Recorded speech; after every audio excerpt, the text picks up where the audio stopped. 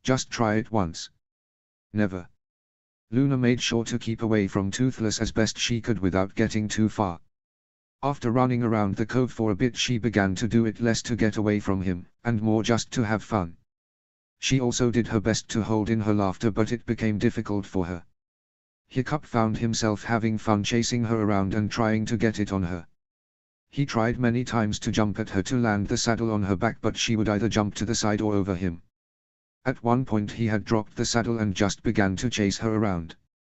This was no longer meant to get her to wear the saddle. It just became a game of cat and mouse with both laughing the whole time.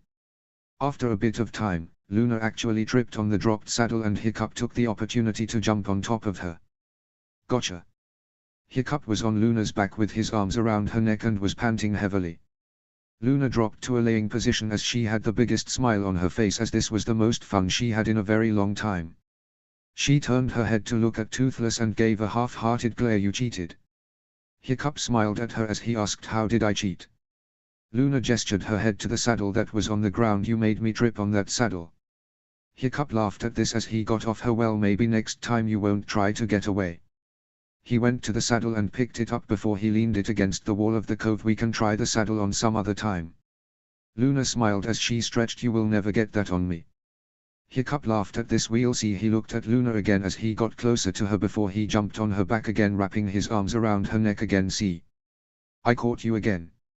Luna was surprised at what he did, but then she deadpanned at what he said.